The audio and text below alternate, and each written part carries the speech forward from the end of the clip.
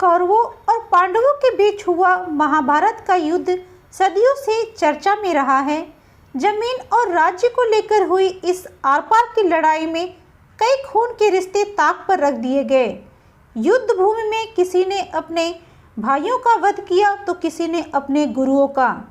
धर्म युद्ध की इस लड़ाई में स्वयं भगवान श्री कृष्ण भी अहम भूमिका निभा रहे थे। इस पूरे महायुद्ध में एक बड़ी भूमिका कौरवों के पिता धृतराष्ट्र की भी थी। महाभारत का युद्ध उनके ही पुत्र मोह के कारण और उनके कुछ गलत फैसलों के कारण हुआ था। एक बार विदुर ने राजसभा में कहा भी था, इतिहास उन्हें इस घोर विपदा में हमेशा उत्तराधिकारी ठहराता रहेगा।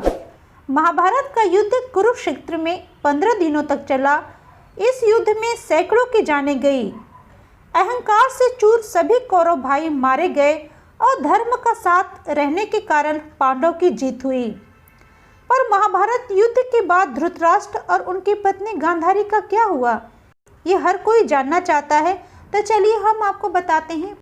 यदि इस चैनल पे आप पहली बार आए हैं तो मैं रिक्वेस्ट करूंगी इस चैनल को सब्सक्राइब करके हमें मोटिवेशन करना ना भूलें। मैं इस चैनल पे इसी प्रकार के धार्मिक वीडियोस अपलोड करती हूँ। महाभारत के युद्ध में कौरव के 100 भाइयों की मौत हो गई। धर्म का अनुसरण करने वाले 5 पांडवों की जीत हुई। इसके बाद धृतराष्ट्र को गद्दी से उतारकर युधिष्ठिर को हस्तिनापुर का राजा बनाया गया। युधिष्ठिर हमेशा राजमाता कुंती, द्रौपदी, सुभद्रा और उत्तरा को इस बात की चेतावनी देते रहते थे कि माता गांधारी को किसी भी प्रकार का कोई कष्ट न हो पाए। इसीलिए उन्होंने उनके लिए उन सभी सुख भोगों का प्रबंध कर दिया था जो कि उन्हें अपने पुत्र की जीवित अवस्था में प्राप्त थे। उनके भोजन और विश्राम का प्रबंध भी स्वयं युधिष्ठिर ही करते थे। लेकिन भीम उन्हें हमेशा याद दिलाते थे कि उन्होंने किस तरह युद्ध भूमि में उनके बेटों का वध किया था। एक दिन भीम ने क्रोध में आकर धृतराष्ट्र और गांधारी को सुनाते हुए कुछ अपशब्द भी कह दिए जिसे धृतराष्ट्र सहन न कर सके।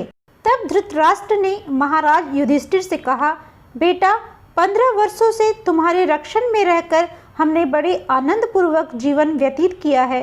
अब हम वन में जाकर कुछ पुण्य कर्म अर्जित करना चाहते हैं, अतः तुम इसके लिए हमें अनुमति दे दो। युधिष्ठिर को बड़ा दुख हुआ, परंतु उन्होंने धृतराष्ट्र को वन में जाने की आज्ञा दे दी।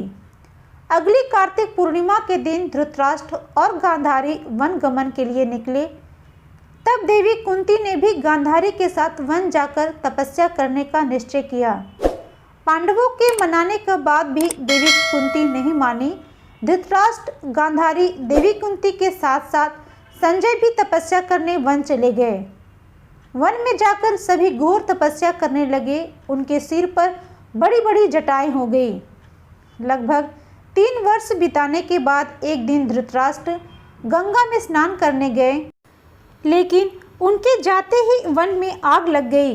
वे सभी धृतराष्ट्र के पास गए। संजय ने उन सभी को जंगल से चलने के लिए कहा, लेकिन शारीरिक दुर्बलता के कारण धृतराष्ट्र वहां से नहीं गए। गांधारी और कुंती भी नहीं गई। तब संजय अकेले ही उन्हें जंगल में छोड़ चले गए। तब तीनों धृतराष्ट्र, कुंती और गांधारी आग में झुलसकर मर गए।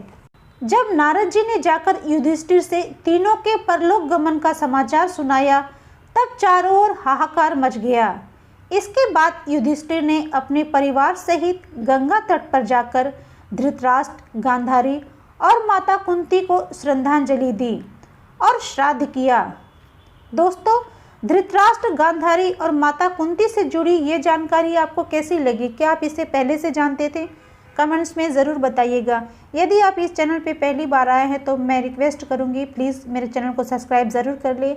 सब्सक्राइब करने के बाद नोटिफिकेशन बेल को ऑल पे सेट कर दें ताकि वीडियो से जुड़े सारी जानकारी आपको समय समय पे मिलते रहे। तो मिलते हैं नए वीडियो।